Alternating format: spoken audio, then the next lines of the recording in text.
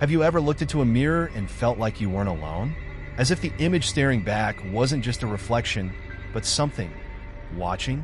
Mirrors have long been the center of mystery, gateways to other worlds, tools for divination, and sometimes traps for the unwary. Tonight, I'll share with you the haunting story of a woman named Emma, who discovered a mirror unlike any other. A mirror that doesn't just reflect, it remembers, it reveals, and most terrifying of all, it takes. Emma loved antiques. For her, they weren't just old things. They were treasures with stories waiting to be uncovered. One rainy afternoon, she found herself at an auction house on the outskirts of town. The building was old and dimly lit, with the scent of aged wood and damp paper filling the air. She wandered among the items, tarnished silverware, faded portraits, and peculiar artifacts. But then she saw it. A tall, ornate mirror leaned against the far wall. Its silver frame was adorned with carvings of twisting vines and small, intricate eyes. Unlike the other items in the room, the mirror seemed untouched by time, its surface unervingly clear. Lot 47, the auctioneer called out. A 19th century mirror, origin unknown. Opening bid, $50. Emma raised her hand, drawn to the mirror without understanding why. There was a pull, a whisper in the back of her mind that urged her to bid. By the time the gavel fell, she was its new owner. Loading it into her car, she glanced at the glass. For a split second, she saw movement within the reflection, not behind her but inside the mirror. She shook her head and laughed nervously. "It's just the rain," she muttered, but the unease lingered. At home, Emma placed a mirror in her bedroom. It became the room's centerpiece, standing tall against the wall and catching the light in strange ways. At first, it was just another decoration, but soon, things began to change. One night, as Emma brushed her hair before bed, she noticed something odd. In the mirror, the bedroom door was slightly ajar. She turned to look, but the door behind her was firmly shut. Another time, she caught her reflection blinking when she hadn't. The incidents grew stranger. The mirror seemed to reflect things that weren't there. A shadow moving across the room, a figure standing behind her.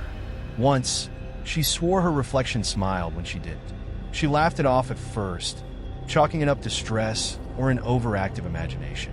But as the days passed, the mirror's behavior became impossible to ignore. Emma invited her best friend Laura over for dinner.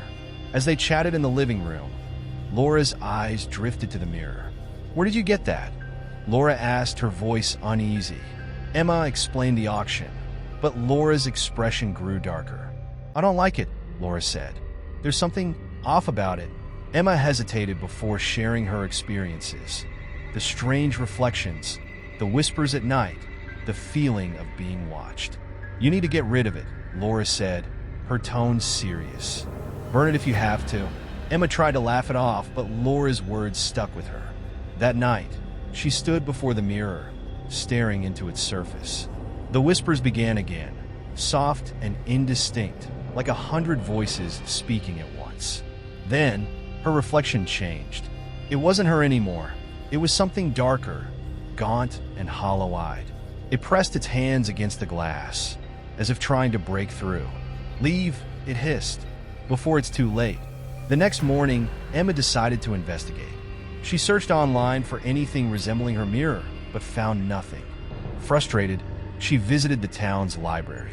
An elderly librarian listened as Emma described the mirror. The woman's face paled. "You've bought a cursed object," the librarian whispered. She pulled out an old book and flipped to a page showing a sketch of Emma's mirror. The text described a reclusive man named Victor Albright, who had lived in the late 1800s.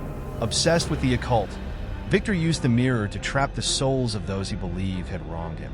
Over time, the mirror gained power, reflecting not just the physical, but the very essence of a person.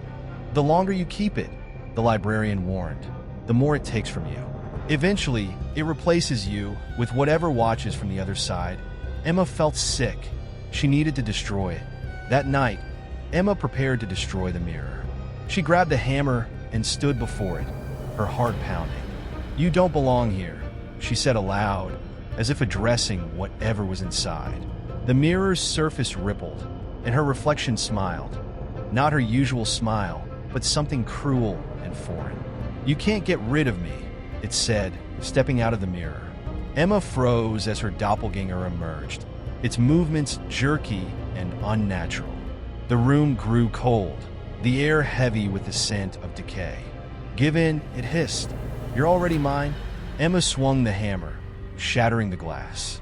The mirror screamed, a piercing, inhuman sound. But as shards of glass rained down, the room twisted around her. When she opened her eyes, she was inside the mirror. Her reflection, the doppelganger, stood outside, smiling as it walked away. The next time you see an antique mirror, think twice before bringing it home. Some mirrors don't just reflect, they capture, they trap, and they watch. Emma's story is a chilling reminder that not all antiques are treasures. Sometimes they're prisons. So, when you stand before a mirror, ask yourself, is it really you staring back? Or is something else waiting for its chance to escape?